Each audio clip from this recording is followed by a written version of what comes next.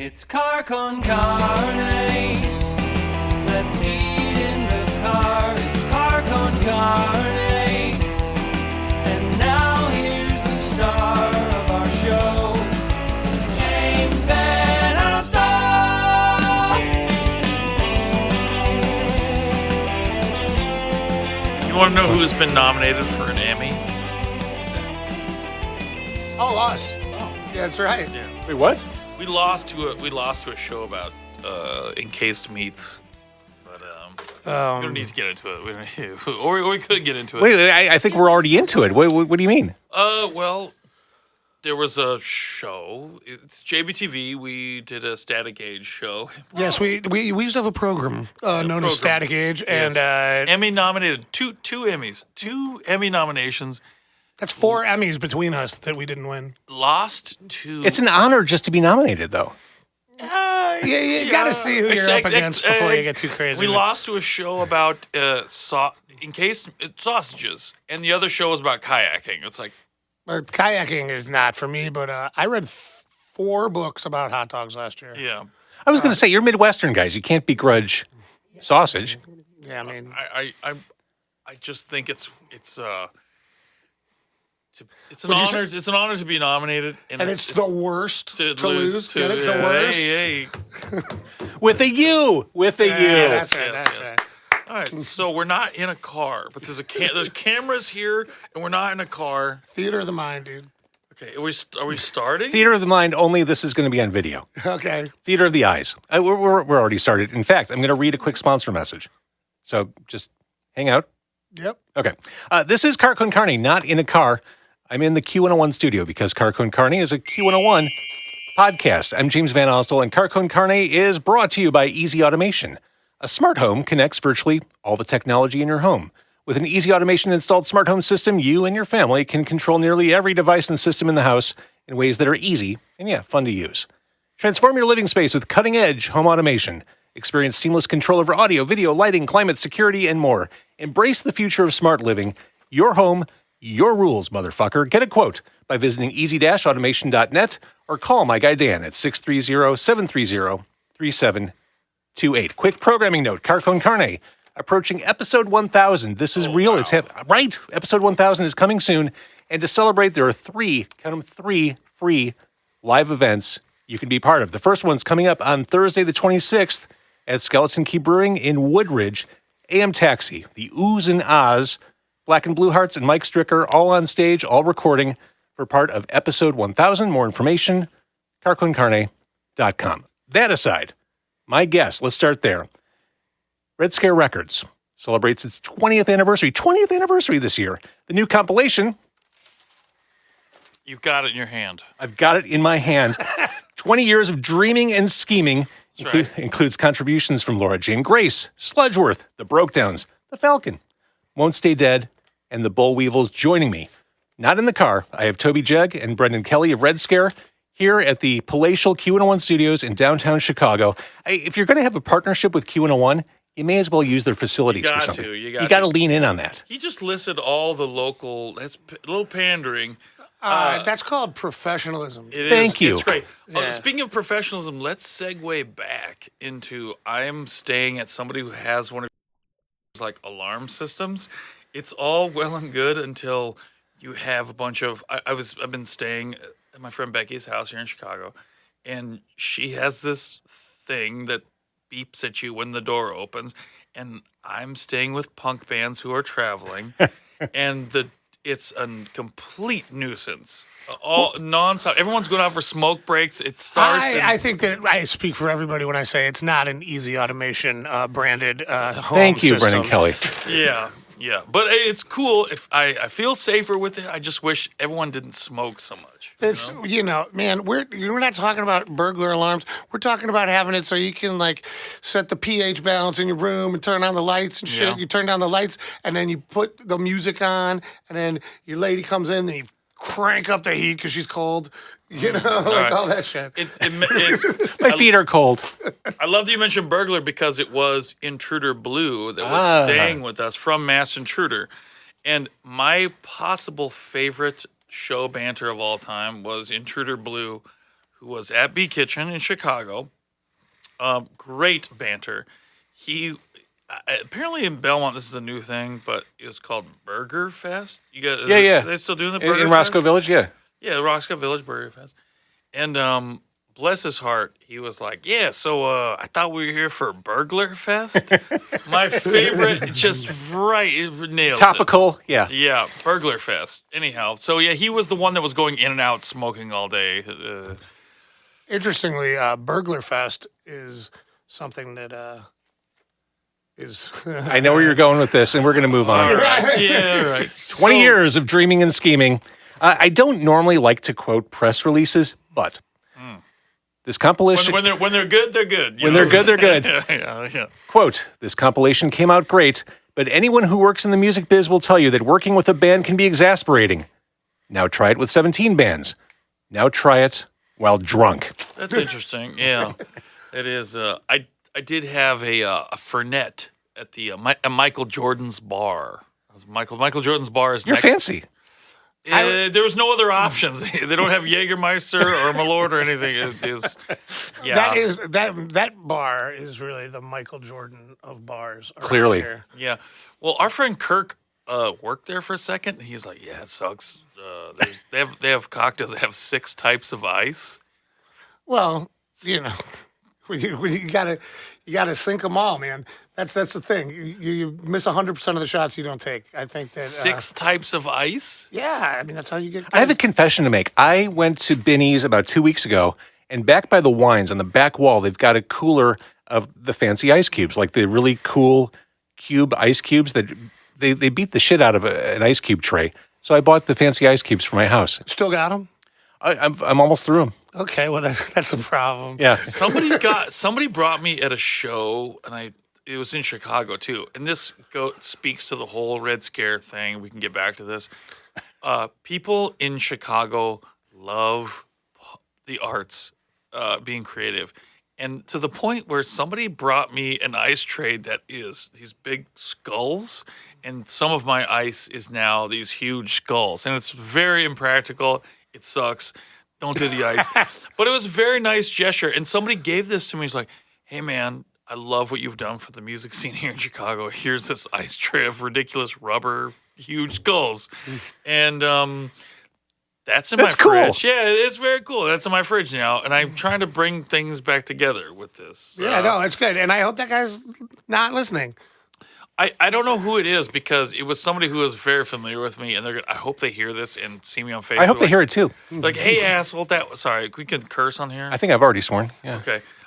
I'm the one that got you the skull ice thing. It is just it's these large cubes. This is fucked up. I can't do this anymore. It was me, dude.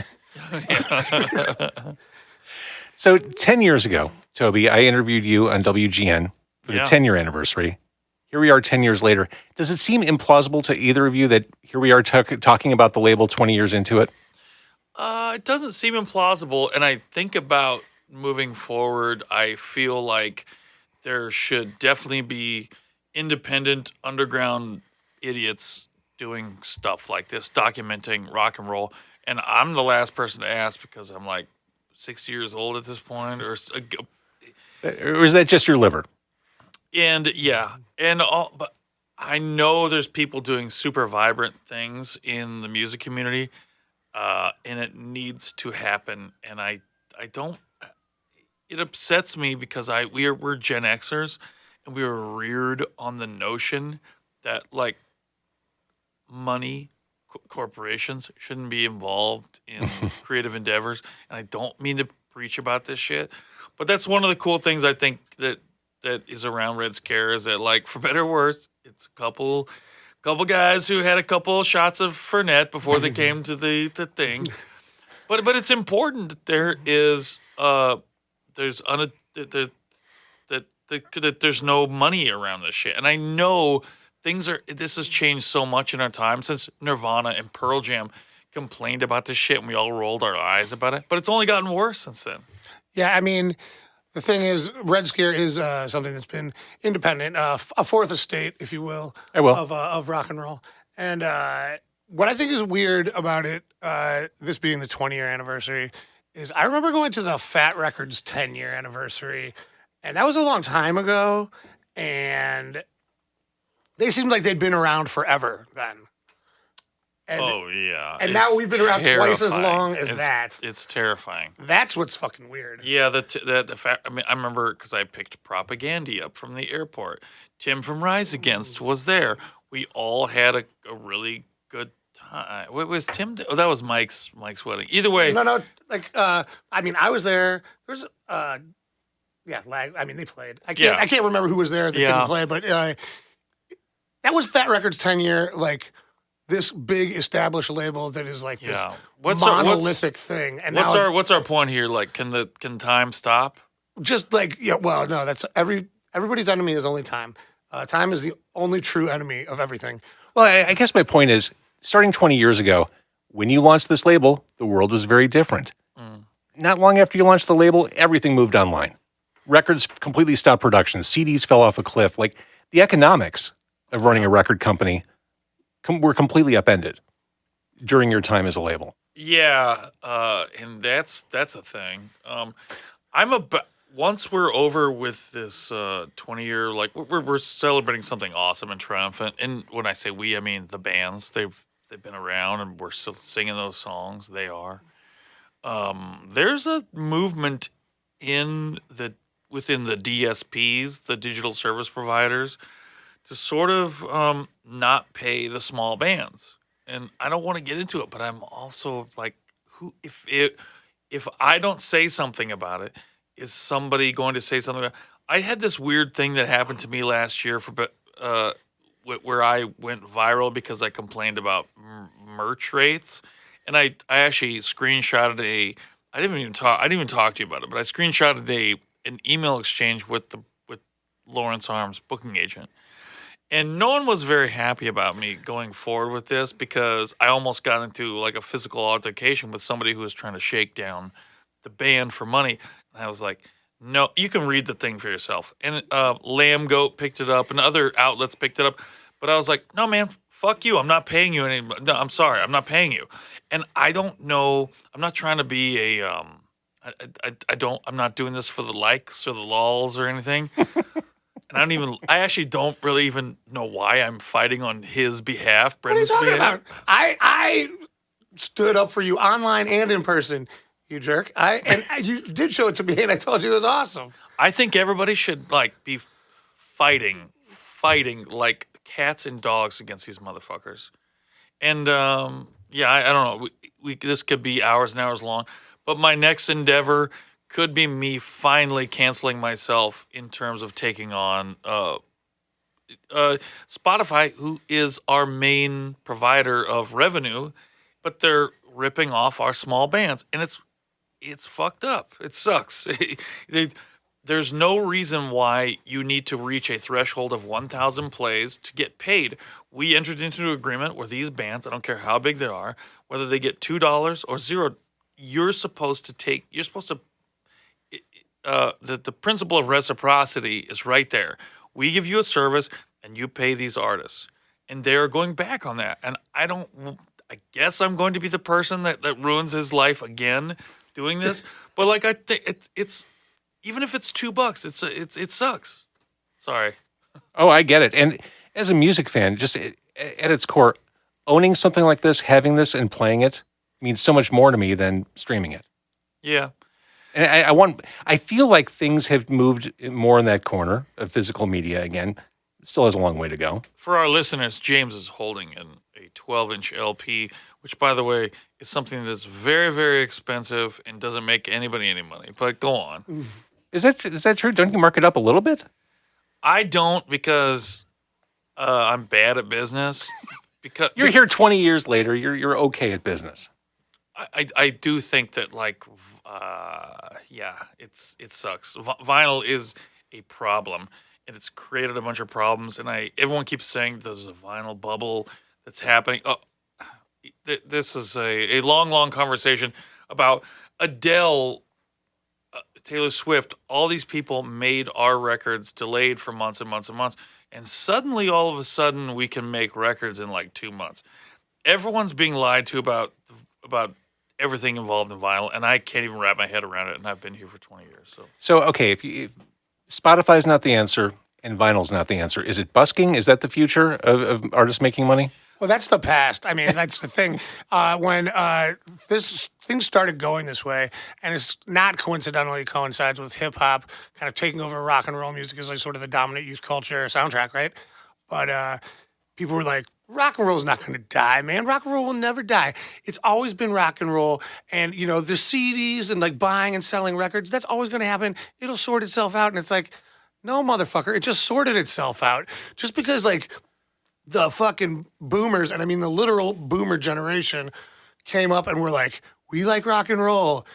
That's the only time that's ever been a thing. That's the only time there's ever been a Led Zeppelin or a Steely Dan making millions of dollars off records that they don't go around and play for. Before that, it was you could be a patron of like one of the Medicis or something like that, or you could go around and you could play and pass a hat. That's the way music has always been. And it wasn't rock and roll back then, and it's not rock and roll now. None of that shit has to come back because it's already resetting itself to where you have to go around and play, or you have to like be on an Apple commercial. It's the Medicis of today, right? And so Medicis or Medicis?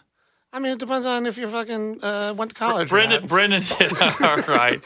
Brendan is of Italian stock, and we love him for it. But I always thought it was Medici's. Oh, okay. I mean, they are. You had a very Dave Grohl-esque thing right there, and I love that for you. Thank you and Dave Grohl. Yeah, somebody's got to big up analog music. I don't know. People ask me all the time, like, I want to be in the music business. What do I do? Like, first of all, don't, or otherwise, just be a DJ. Yeah, I mean, I don't understand a lot about vinyl, and I would really like to get this out there. Like, you put a diamond into a little groove, and it all of a sudden plays. Like that's magic to me too. I don't get that. Pump Up the Volume by Mars. I do not see how that happens. I know, that was a very Gen X reference you made too, of all the things to pull out. you know, that's that's the best record to do drugs at night to. I think really loud. That's what I've heard. So going back to this compilation, the Falcon kicks it off. Falcon, I mean, historically, the first Track one. Yep. the first Red Scare band. You got to come correct. You got to come correct if you're doing 20 Band years. one, track one. So I remember, Brendan, Riot Fest 2016, I interviewed the Falcon. Yeah. And I remember that interview, you basically saying at the time, when that band started, there was no real ambition. You just wanted to be in a band. Yes. Well, no. When the Falcon started, the ambition was to be the most bombastic, badass band of all time. But that was the whole ambition.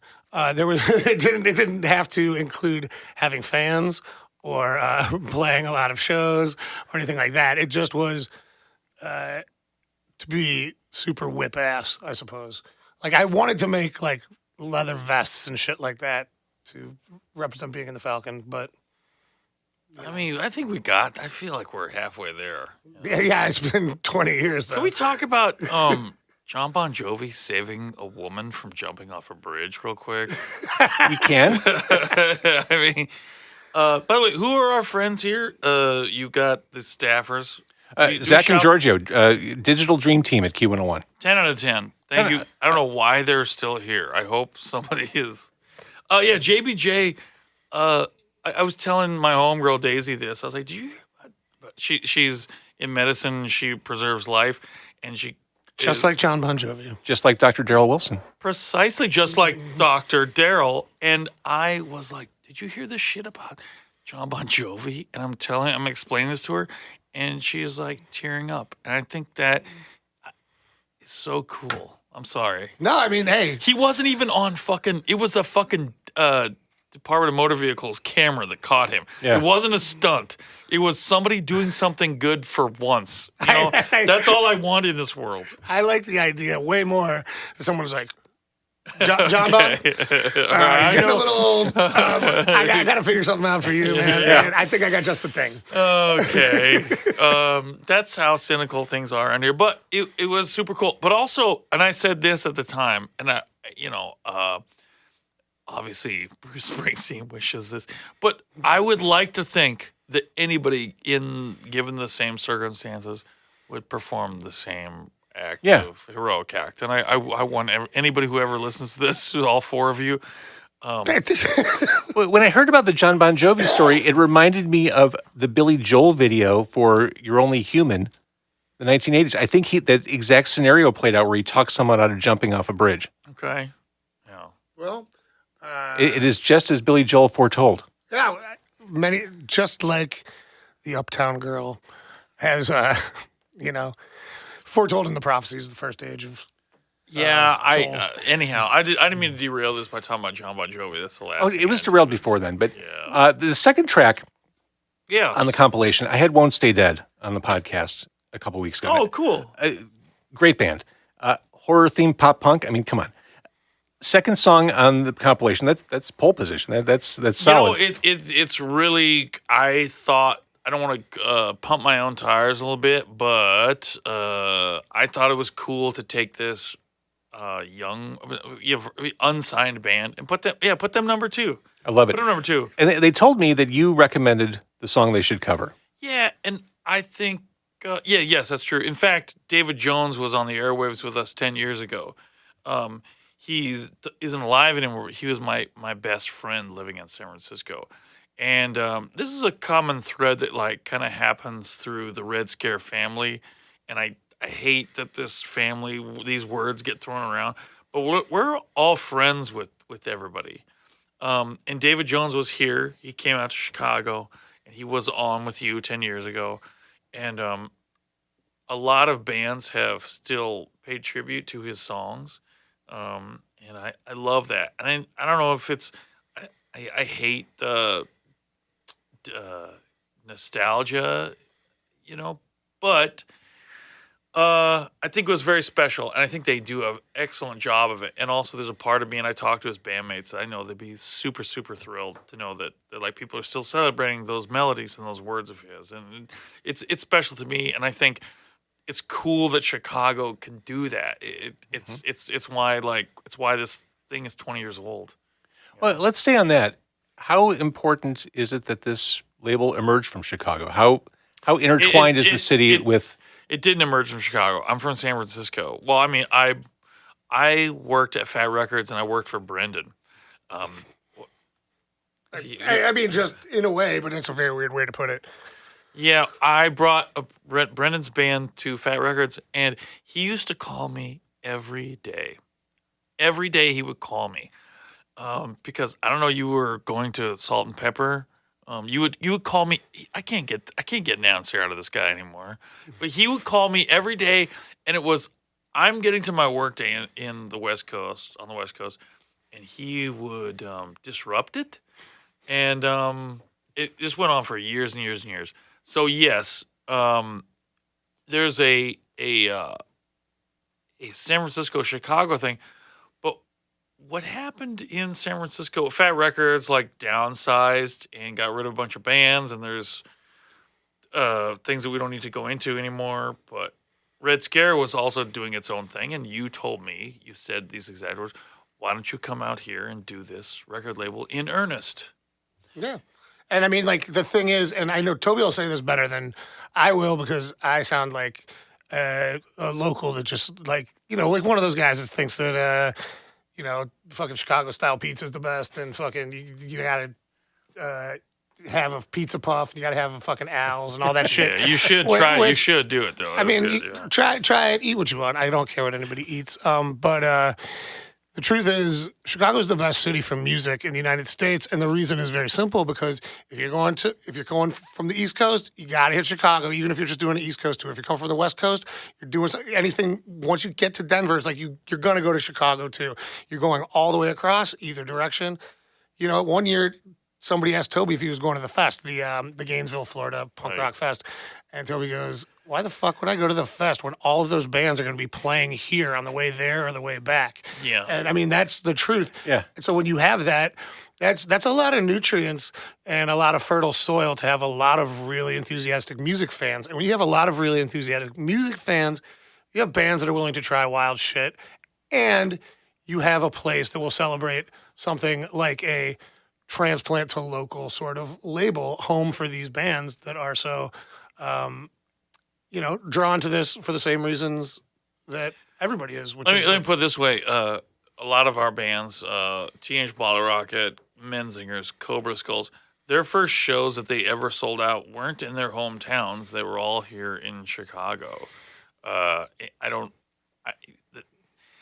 I'm a booking agent also, so I'm a talent booker. I plot tours across the land.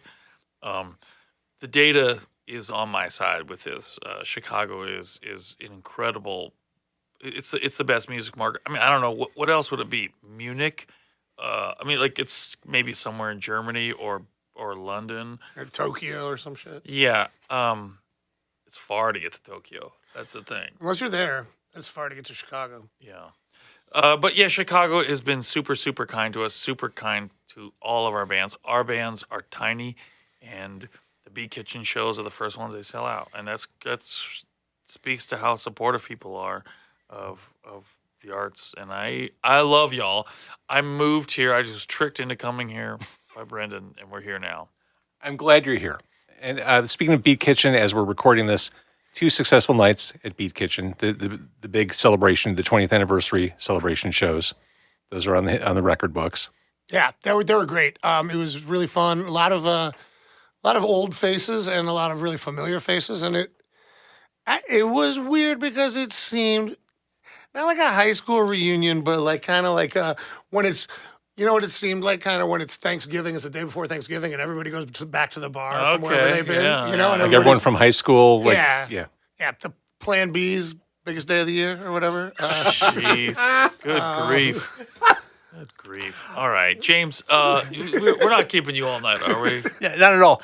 But going back to the Beat Kitchen, actually, I saw you from afar at Beat Kitchen at the Sludgeworth show. I didn't want to bug you. I mean, I bring this up only because I love the fact that you guys, you live the music. I mean, yeah, you make music, you put music out, but you support it. Yeah, for sure. I mean, like that's the thing. I think there was a while for me, I can speak for myself, when I did not want to hear live music. I didn't want to see live music. And it was because I was burned out, because I was touring all the time, seeing all these live bands, and I just was like, oh my God, I just want silence. And when was this? This was like sort of, I don't know, like 10 years ago, 8 years ago. But I've been going to local shows in the last year, bands I don't even know, just going to see what's playing and going to check out venues. Like I went and checked out that Fallen Log place, and I saw this like really cool Greek hardcore band there. And he sends me texts all the time about, you got to check this band out. Yeah, so obviously ignored, I'm having a renaissance in terms of like falling back in love with DIY scene. That's and awesome. And smaller bands. I don't want to say local because that band's from fucking Greece. Yeah, not unless they're from Greek town. Okay, so this takes me back to an ongoing thought I have, and that's curation is lost in the modern day. I think going back to something like Spotify, recommendation engines never hit the target with me. And, for my money, something like Brendan texting you about a Greek hardcore band has so much more value than anything any of these music platforms have offered up. I mean, it's still word of mouth from a trusted source still matter. And I just think it's harder to find those trusted sources in the modern day. Yeah, I agree. I don't know. Well, first of all, the people at Spotify editorial or whatever, those people don't even have jobs anymore. Now it's all algorithm based. Mm-hmm. So the robots are just going to determine like what we like and what we check out. Like they do. And they have since the beginning of time. It's a depressing, but I will say this. When I was selling merch at the Beat Kitchen shows, and this woman was there, and she was like, I am here for Heart and Lung. I came across Heart and Lung and on Spotify, and we were all like fascinated. We like focus grouped the shit out of this poor person. But it is strange. It's on one hand, it's really cool that this can happen, but also I know what everyone can look up Heart and Lungs like monthly play listeners or whatever. It's not impressive, but it's cool that somebody came across that and it came down to the show. Yeah, in Chicago. She was a pulmonary cardiologist. No, But that's like, what her phone. It's tough though, but also like here's the problem: these algorithms are not necessarily used for good, for the powers of good. No, they're definitely not. I mean, it's like first of all, the Spotify numbers, like your top 5 or whatever, most listened to songs. I don't believe in that shit at all. Because first of all, I believe now that our number one most listened to song is because it's the number one most listened to song on the list. So when people come to check out our band, that's the first song they're going to listen to, right? That becomes a self-perpetuating, fucking Rube Goldberg device or whatever. But it's like a mirror looking into a mirror or something like that. I meant Buckminster Fuller. But anyway, yes, it's like a mirror looking into a mirror. But every once in a while, that shit will just straight up change, and there'll be different songs up there that have less listens according to their numbers that are written down. But I don't even believe those numbers are real. Because it's like, I've been to every Lawrence Arms show. I know which ones are popular. Yeah. And like, sometimes it's right on, and sometimes it's like, really? This fucking song? Yeah. And it's just really abstruse the way that they go about like putting those numbers up, and like, I don't know what it is, but it's bullshit to the core, man. Yeah. That's what I'm saying. What do you think about like robots determining? I mean, I guess we're gonna die before too long, but like robots determining. You know who talks about this a lot? Laura Jane Grace, about AI taking over music. I think that bitching about it is kind of like bitching about the sun coming up in the morning. Yeah, but we should still bitch about. What are we gonna? We're not gonna bitch about it? Like, come on. I mean, like, I think that. First of all, I think it's fascinating, the idea of like take my voice and program it into something and be like, okay, here's Brendan Kelly's voice with Eminem's lyrics doing a fucking Tracy Chapman song. It's like kind of interesting. It's kind of fun. Hey, can I just interrupt? What you just said cracks me up because you essentially said robots are going to keep doing this. There's no point in arguing. I was waiting for you to end it with "Enjoy Arby's." Like that was just such. Yeah. And enjoy Arby's, you might. But let's take this for example. Kemper. For people who don't know, there's this thing. You don't even need guitar gear anymore. You can just have this device that makes your guitar tone. There's definitely a Brendan Kelly or Lawrence Arms Kemper guitar tone, and you didn't have a goddamn thing to say about it. Right, but by the same token, what's the difference? I mean, yeah, somebody dialed it in, so it's faster. It's like, does that mean that if I wind my strings by hand, it's more authentic than if I use a drill? Yeah, all right. Like you can just like sit there with a Marshall JCM 800 and dial it in until you get the sound you want, or you can push a button and get the sound you want. I mean, Steve Albini quite literally died recently. Ian Mackay's vision for music is fading. I hate to say it, but I don't know. Well, I mean, I think that the thing is that there's just different tools, and they create different sorts of artistic involvement and people that want to get involved. And I don't think that when they took the a Marshall half stack and put a Marshall JCM 800 on top of it, that somehow de-authenticated the acoustic guitar. Like, I mean, it is just a change. It's just something that pushes things into a different place. Is it better? I mean, inarguably, a Kemper sounds better than, but video now looks better than film, 35 millimeter film. There used to be people that insisted, even into like 2010, they're like, I'm going to just keep shooting film. And then people were like, hey, get fucked. That's like $10 million instead of none. Yeah. Okay, and it looks better on video. And at a certain point, it's like, there's a guy out there still with a bunch of horseshoes being like, when this fucking car thing dies down, I'm going to be back on my feet. You think the horseshoe guy is still out there? I mean, where's he going? It's not like he's going to drive off. Oh, dear. Let's go back to the comp. The Bollweevils are on here. Yep. Yeah, they sure are. Dr. Daryl Wilson, one of the most frequent guests. We love on this Dr. pod. Daryl. He's We the love best. It's a very principled band. It is. Also, this is one of their best songs ever recorded. Here's my thing. It's 3.5 minutes long. Whenever you propose these bands, like, all right, you want to do a comp song, and everyone wants to, it's like, aha, this is our time to shine. I think that got into Daryl Wilson's head. A 3.5 minute long Bollweevils like song is It's the Iliad of Bollweevils songs. It is. well because they're a melodic hardcore band. Like what do you? But then again, they got they Brought it. They brought it. They got Deanna in there. There's like a hardcore breakdown. I don't even think about the bands on Red Scare that have like hardcore leanings, but the Bollweevils are one of them. Yes, and the reason I said they're a principled band is because Ken is a high school principal. There it is. Yeah, that's great. All right. Also, I find Daryl to be an ethical. Yeah, Derek is ethical. It works. It works on two different levels. The first single, or the first thing we heard from the comp was from Laura Jane Grace. Talk about how important that track was to just getting this project out there. Well, Laura's a dear old friend of ours. I think she said it best. I was surprised. Laura really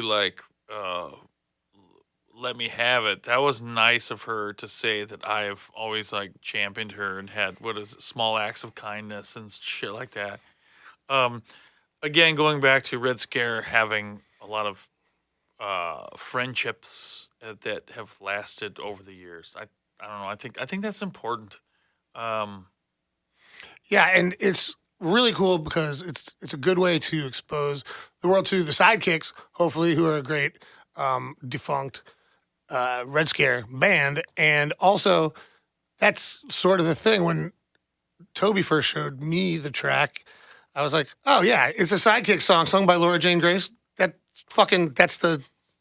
That's the recipe right there. That's awesome. Mm-hmm. Yeah. It's a voice you want to hear. It's a song you want to hear. Yeah. And you want to hear how it comes together. And it's great. And it's cool. It's a cool confluence of Sidekicks were an incredible band that I don't want to say they're underrated because that's almost a slight on them, but they're a great band. It also bears mentioning Brendan Kelly discovered the Sidekicks, or at least got them on Red Scare What did they without I have nothing to do with the Sidekicks except for that I'm a fan, but and you'd ask any songwriter that's familiar, they're just like, that guy, what the fuck? The songs are fucking awesome. What is going on? It has got like a bit of that, like people used to talk about like Brian Wilson, and they talk about just like, yeah, nobody else is doing that. And it seems like it's easy, but it's not at all. And it's like that's sort of where Steve's at, where the Sidekicks are at. It's just like some space shit, and it's really cool. Yeah, it's strange to watch people who go from age 20 to 26 and hit this creative surge. It's really cool. I remember, Brendan's band, Lawrence Arms, not a great band when I started working with them. Nor are we now. Not a great band when I started, when Lawrence Arms came to where I used to work at the time, Fat Records. And then they did The Greatest Story Ever Told, which is a concept album. We're not going to get into it here, but cool to see people you kind of gamble on artists. I hate to put it like that, but wow. No, it's like you see something, you go, that, it's like a young quarterback or whatever. You're like, that when those people mature, what they're doing is going to be something. At some point, Sub Pop said, you know what, Nirvana, we think Bleach is okay. We're going to give this a shot. Yeah. Exactly. Bleach is not good. I don't think so either. Yeah. Not a popular opinion. I don't think so either. But Sub Pop heard it. But you can be right place, right time. Look at Lookout Records. Look at Discord. They just happen to be. I wish I could have been in a cooler city. Just can you imagine? So, from a non-cynical perspective, I do have a lot of musicians who listen or watch. What one piece of advice do you think every new band can benefit from? You've seen it all as musicians, as label owners, as bookers, as tour managers. What could bands be doing differently? It's real. You have to tour relentlessly. It sucks. It's the hard. There's no. Everyone asks us all the time, like, what's the shortcut? What you have to take good band pictures. You have to do so much work. More than anything, you have to go out there and sleep on floors. It's terrible. Yeah, you have to do that too. I guess I shouldn't say you have to do that too. You could be born and be the guy from Chromeo and then just play 6 shows a year. Yeah. You can do it that way. Yeah. But if you're anybody else, I don't think so. But for like It helps if you get into this when you think that sounds romantic. You know, like sleeping on floors, playing to 10 people, eating like the same cheese sandwich out of the same loaf of bread and the same stack of American cheese every day. That's your one meal. That stuff. Lawrence Arms are a very interesting case study in this because you guys toured so much and it didn't do a goddamn thing. It's true. And then we stopped touring and then everything fucking happened. But I feel like that factored into it. I mean, I can't Like the world caught up with all that touring after the fact. Like it just kind of precisely that. I think people were. I remember he calls me up at 10 a.m. every day, and he would be in Oklahoma City, and I get the calls and it'd be like, yeah, we did $80 in merch last night. Abject failure by any standard. You know? Oh yeah, that's what they call me. But also, I tour managed this band for 17 years, and a thing happened at some point where they got much more popular, and I don't know if it was a reckoning. Your band got better too at some point. Well, yeah, I mean, there was a bunch of things. I mean, I could go into things that like bounced us up the ladder. You bounce up the ladder, sure, but it would be boring. But I think touring is the answer to your question. I think touring is what makes No Effects was terrible for 10 years. Yeah. Also, you couldn't do what we did and just stop touring without having done the touring. You know, like the touring is why our band got popular, even though it didn't happen then. You need to put in the work. You need to put in the work. That's it. It's so difficult. People always ask for, is there a shortcut? And there really is no easy way around it. It's hard work. I will point to Sincere Engineer, a Chicago band. Deanna and the band, they work very, very hard. They tour very, very hard. It is not easy work to do this shit. She spends a lot of time on her craft and deserves all the credit in the world for doing that. It is not easy, but bands that came before her, like the Lawrence Arms or whatever or whoever, I don't know. How would you describe Alkaline Trio? How did they get good? Well, first of all, they were good when they started. Yeah, Second of all, that's the thing. They were good from the jump. But Matt had so many friends in Chicago that like one of their first Fireside shows, I was like, who's everybody here to see? What the fuck? And then everybody was just there because it was Matt, that bike messenger guy that everybody loved, and so it was already like there's 80 people there. Would you say it helps to be good looking? I don't know. It helps. I'll tell you this much as somebody who works in the music industry, helps to be good looking. Yeah, so try to be hot. Rich parents and tour like the Dickens. Yeah, that's right. So that's it. Yeah, and be nice to people. Oh, being nice is huge. It shouldn't need to be said. It's such like treat everybody like in the backstage or fucking at the club like they own that thing and you just don't know it. Like it's just like, hey, thanks for having us. Thanks for being here. And That's a life lesson for you non-musicians out there too. Yeah, humans. Yes. It's just like basic courtesy goes a long way. I think that's a good one. That's a Red Scare it's a great 20 one right there. Let's do that. All right, so that's a perfect place to kind of wrap up this thought, the 20-year anniversary. We can stream it, sure, but I sure love having and holding this vinyl record. Yeah. Compilation.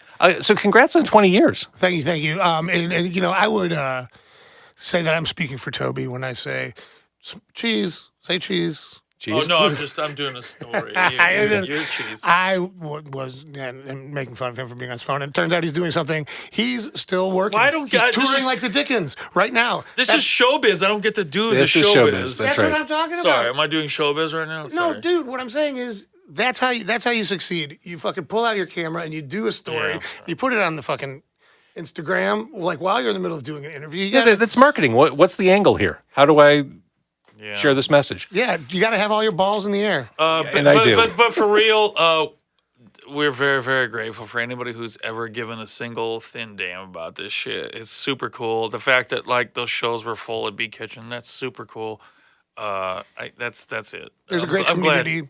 There's a great community around Red Scare, and I think that we're both really glad to be part of it, and all the bands, all the people. I'm glad somebody cares. People like you. I mean, Yeah. it's just why we do it. Why it gets done. So before you guys came in, I was trying to think about the first time I interviewed Brendan. It was 2002. Here we go. Yeah, I saw it. All right. And I went back and listened to the interview, and I realized that was also my first exposure to Toby. Oh. And I have the audio. Hey, yo. You ready for this? Oh, man. This is old. My voice is probably a little higher from back in the day. 2002. Here we go. My friend Toby and myself went down to Tijuana when we were in San Diego. And, we got drunk. We ordered a homeless mariachi band to play for a group of strange people that we didn't know, and we laughed about it. And then Now, how much does a homeless mariachi band run? it was about $1 for about 10 minutes. No way. Yeah, it was great. These guys were all in like sweatpants with beat up instruments and like not even pretending that they had any idea how to play them. It was just like sort of make noise until other people pay you to stop. Like wearing sweatpants and you can't touch this t-shirts from like 1989. Exactly. And so anyway, the advice that we were given before we left was give yourself plenty of time to get back over the border because, now with the new world order and everything, it's going to take a lot longer to get back into America than it used to. Yeah, the federales. Right. So I'm thinking like an hour, right? We get there. The line is 1.5 miles long. And I was like, this is going to take forever. And the old man in front of me turns around and he's like, yeah, when the line's this long, it usually takes about 3 hours. Oh, my God. And I was just like, oh, my God, we're going to miss the show. I'm going to be standing in this line and the show's going to be over and I'm going to be in a lot of trouble. And then this guy came up and said that we could rent bikes. And it cost Wait, while you were in line, someone just came up to you and said... because he saw sort of the panic in my eyes, maybe, and the panic in Toby's eyes, and he told us we could rent some bikes and ride them over the border, and it would take only 5 minutes. So you can line jump if you're on a bike. I guess, but so I was like, that would be great if it worked. And then the same old man was like, oh, it works. So we rented these bikes. We took them, went out onto the highway, and rode across the border on bicycles, like standing in line with cars. Wait, did anyone like stop you and say, hey, do you have any contraband? The guy stopped us and he was like, are you bringing anything back into America, like a bike or anything? And we were like, nope. He was like, okay. He let us go.